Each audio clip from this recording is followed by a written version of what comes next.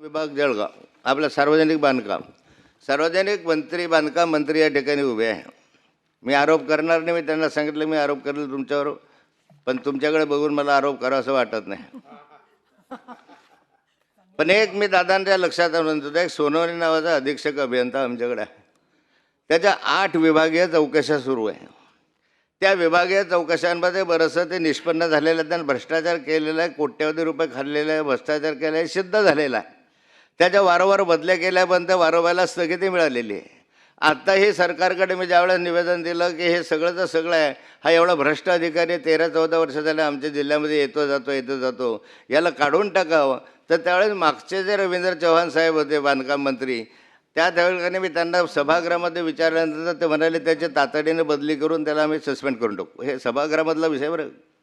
मग नंतर त्यांनी केलं नाही. मी विचारलं त्याने की असं काय झालं. ते म्हणाले माझ्यावर दबाव आहे, तुम्ही मुख्यमंत्र्यांना भेटा.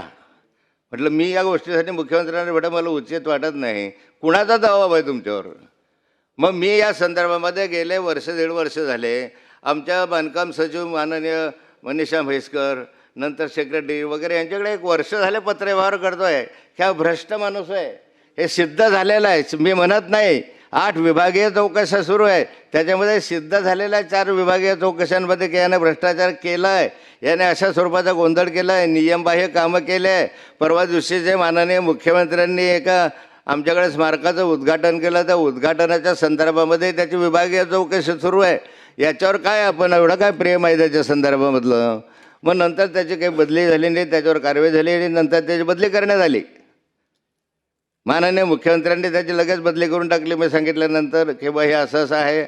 बदली केली, परंतु परत दबाव आला आणि त्या बदलीच्या ऐवजी त्याला सोडलं नाही, तर अजूनही त्या ठिकाणी आहे. त्याच्याऐवजी माणूसच दिला नाही. तेवढा माणूस आला नाही आणि मग बदली केली तरी होत नाही. मग तो तिथंच आहे. आता त्याला नाशिकच्या कुंभमेळ्यासाठी अत्यंत उत्कृष्ट काम करण्यासाठी आता पाठवण्यात येतं अशी माझी माहिती आहे. असं माननीय मंत्रिमहोदयांना माहिती आहे की हे असे भ्रष्ट अधिकारी त्या कुंभमेळ्यासाठी घेणार, त्या ठिकाणी जे ऐकतील ते असे अधिकारी घेणार आहे. आणि माननीय मंत्री महोदयांना मी भेटलो आणि माननीय मंत्री महोदयांना मी सांगितलं राजेंना किंवा असं काय याला काय लागलं काय असं की हा एवढा भ्रष्ट अधिकारी तुम्ही ठेवताय, तेवढं तुम्ही मुख्यमंत्र्यांना भेट. हेच मंत्री बरं,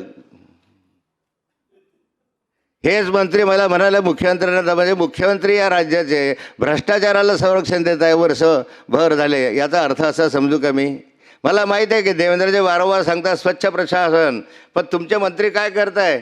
आणि मी आरोप करणार होतो. मंत्री महोदयांना सांगितले की मी आरोप का करू नये की याच्यामध्ये फार मोठा व्यवहार झाला.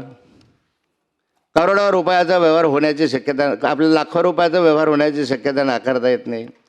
चव्हाण साहेब असे म्हणत होते आत्ताचे राजे हतबल मंत्री, इतके हतबल भ्रष्टाचाराला संरक्षण देणारे मंत्री मी माझ्या राजकीय जीवनातल्या 40-45 वर्षात पहिल्यांदा पाहतो आहे. हिंमत असेल तर करून दाखवा.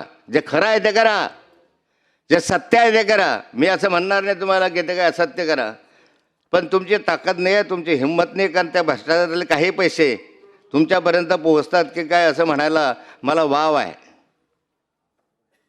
त्याने करायचा भ्रष्टाचार आणि तो वरपर्यंत पोहोचायचा आणि तुम्ही हे प्रकरण दाबून ठेवायचे. आणि अशा अधिकाऱ्यांना आता कुंभमेळा वगैरे वगैरे कमवा आणि आम्हालाही द्या.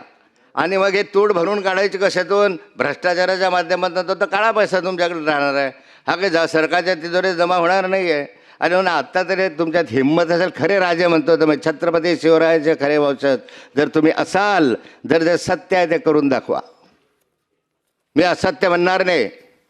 पण छत्रपती शिवरायांनी महाराष्ट्राला आम्हाला तेज दिलं, अभिमान दिला, स्वाभिमान दिला. आणि त्यांचे वंशज जर असे म्हणत असेल लाचारीने की जा मुख्यमंत्र्यांना विचारा, तर मला वाटतं राज्याचं दुर्दैव आहे. अध्यक्ष महोदय